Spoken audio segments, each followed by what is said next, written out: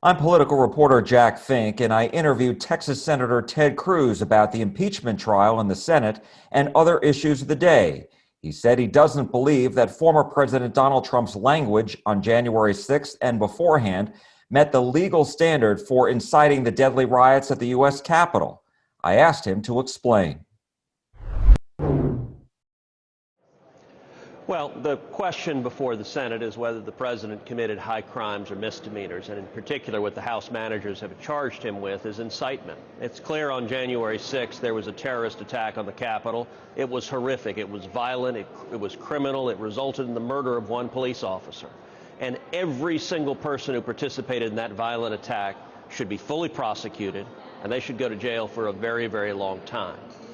The question before the Senate is not whether that was a horrific attack that needs to be fully prosecuted. Rather, the question is whether the president bears direct legal responsibility for what happened there. And, you know, the House managers spent a lot of time in their presentation showing really powerful, heart-wrenching video about the horrific events of that day, but very little connecting it directly to the president. What the president said in his speech, he said things like, we need to go fight. We need to fight like hell. We need to win. We need to take back our country. I got to tell you, Jack, you've been covering politics a long time. If words like fight and win and take back our country now satisfy the legal standard for incitement, then every political candidate in the country, all the way down to dog catcher, is about to be prosecuted for incitement. That's simply not what the legal standard provides. And so what is clear is that at the end of this trial, you're seeing an awful lot of Democratic anger and rage and hatred directed at Donald Trump. But this trial is going to end with an acquittal. It takes 67 votes to convict President Trump. There aren't 67 votes in the Senate. And so right now, the House Democrats are going through expressing their anger at the president, but it's going to be all for naught. Earlier this week, you said a former president can stand trial for impeachment after he leaves office or she leaves office, but the Senate doesn't have to hold a trial. You voted to dismiss. Can you explain?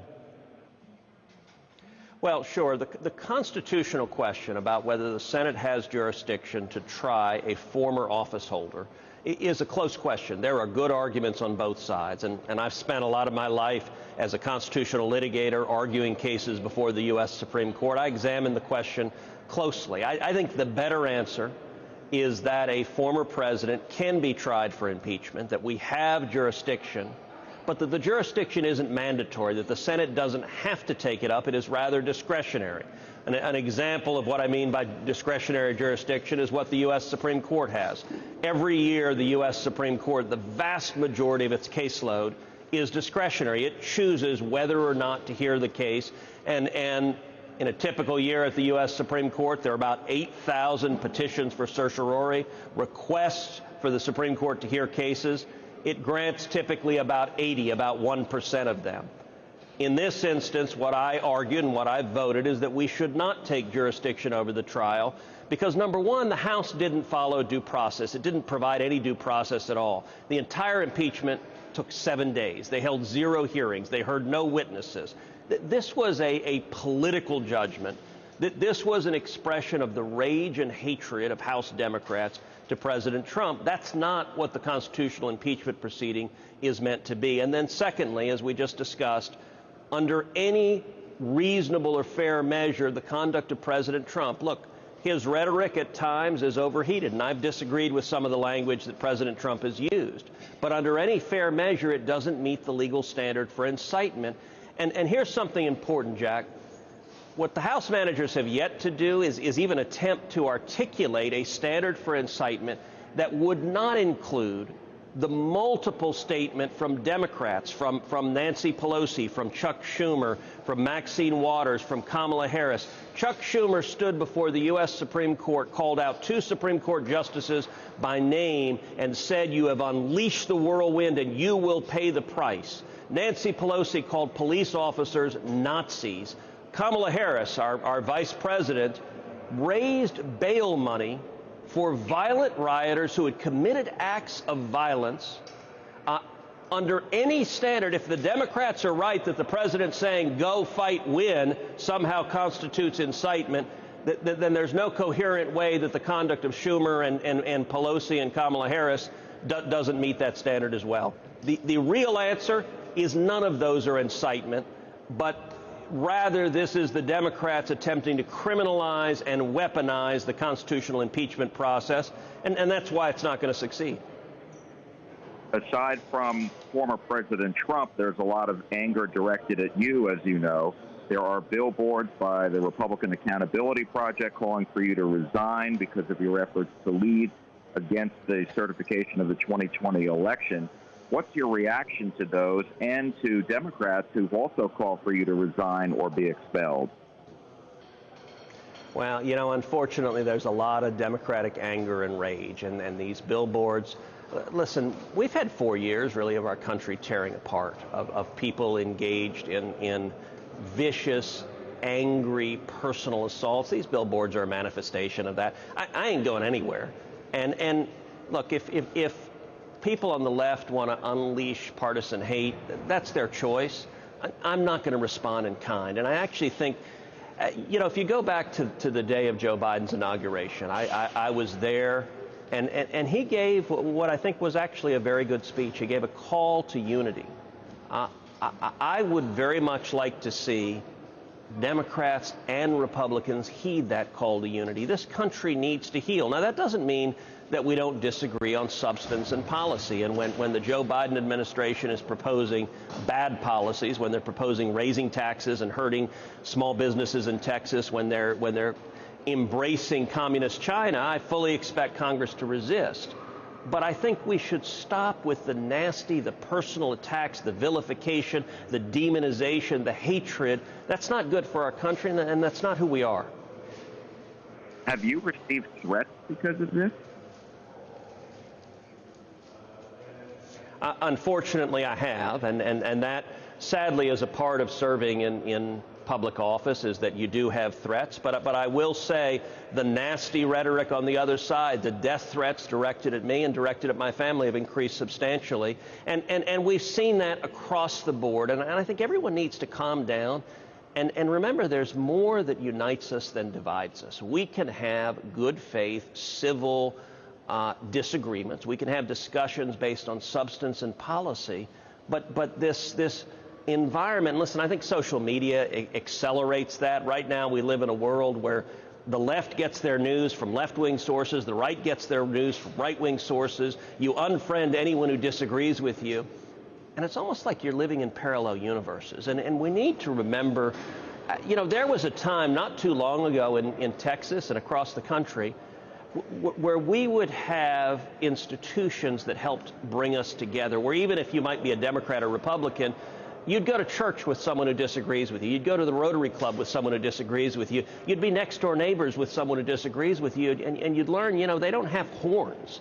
They're not the devil just because they want to raise taxes or lower taxes. I think we need to move back in that direction. And unfortunately, I think the increased threats of violence are a direct result of the nasty divisiveness we're seeing right now.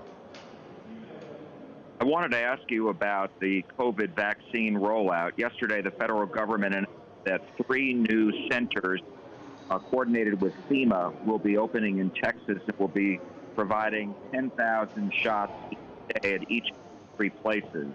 Your thoughts on how the rollout is going? Well, listen, I think we've made real progress. Tens of millions of people have gotten vaccinated. That's important. We need to do more. We need to move faster. Logistically, it's an incredibly difficult process to get hundreds of millions of vaccines administered. But I think we have made significant progress, and we need to keep moving forward. I will say it is an incredible achievement of both industry and also of government regulation, facilitating the rapid deployment of a vaccine. Typically, developing a vaccine takes 2-3 years at a minimum. That we were able to turn this around in less than a year and already be deploying tens of millions of vaccines. I think that's a remarkable achievement, and I hope it will move us very quickly to putting this pandemic behind us. I think all of us are tired of the risk to health and safety and the enormous economic burdens that it has placed on everybody, and I think we're ready to see the country move forward and roar forward ahead together. Your reaction to the Dallas Mavericks, Mark Cuban, not having the national anthem played at a Mavericks game, and the NBA ordering that to continue, that to play the anthem, which is a league policy? Well, I'm glad the NBA did that. That's the right thing to do. I was also glad to see the Dallas Stars step forward and said that they were going to play the national anthem. That was the right thing for them to do. You know, I don't understand why you get some folks in the NBA that decide they want to politicize everything and that want to be very politically correct. Mark Cuban is very outspoken. Apparently, he has something against the national anthem, and he's chosen to argue and engage with many people, myself included, defending and celebrating, kneeling during the national anthem, not respecting our soldiers and sailors and airmen and Marines, disrespecting our law enforcement. I think that's unfortunate. I think it's particularly unfortunate in a city like Dallas, where the people of Dallas and the people of Texas, we love our country, we love America, and we want to honor America. And you know, frankly, going to a basketball game should be a time to be with your kids, to laugh, to have fun, to come together. It shouldn't be a forum for yet another nasty political fight. And I do wish some of the folks in the sports world would concentrate on putting on a great game rather than trying to lecture and condescend and attack half the people in the country they happen to disagree with. The lieutenant governor yesterday proposed a bill that would make it a state law in Texas to play the national anthem at sporting events. Your thoughts? You know, I don't think we ought to have a law mandating that. I believe in free speech, but I think it's an important celebration of who we are. And listen, I'm a diehard basketball fan. I love basketball. I cheer on the Mavericks. I'm a Rockets fan. I bleed Rockets red. And I got to say, last season, the NBA as a whole really politicized basketball, and it lost a lot of fans. It saw revenue plummeting, and unfortunately, Mark Cuban was right on the cutting edge of politicizing sports. I think, thankfully, the NBA realized this is bad for pro sports, and people don't go to a game to get lectured to. Frankly, I think we ought to be celebrating who we are as a nation and working to move together, forward together, rather than tearing each other apart. My last question, Senator, just going back to what you said before about receiving death threats, are you taking the proper precautions to make sure that you and your family are safe? Look, we're certainly taking precautions to keep me and keep my family safe, but it is a dangerous world. And, you know, at this point, I'm going to do my job. I'm going to do my job. I'm not going to be intimidated. I'm not going to be intimidated by people who engage in angry attacks. I'm not going to be intimidated by people who say nasty things. You know, it is a shame. It is a shame that public service now involves that if you step forward to represent your state, you invite just nasty personal vilifications. You know, I spend a lot of time on Twitter and engage on Twitter and try to have fun on Twitter, and you can't. Every other comment is an expletive and something telling you that you know how much they want you to go jump in a lake. That's not conducive to civil society, and I don't have the ability to control how others speak. I do have the ability to control how I speak, and at least on my end, I'm not going to speak of those who may disagree with me politically in those terms. I'll disagree with them on the merits and the substance, but I think we should respect each other's humanity and respect each other's dignity, and that's certainly how I'm going to approach it, and I hope as a country we move back in that direction. I think it'd be very good for our nation. Senator, thank you so much. Appreciate your time today.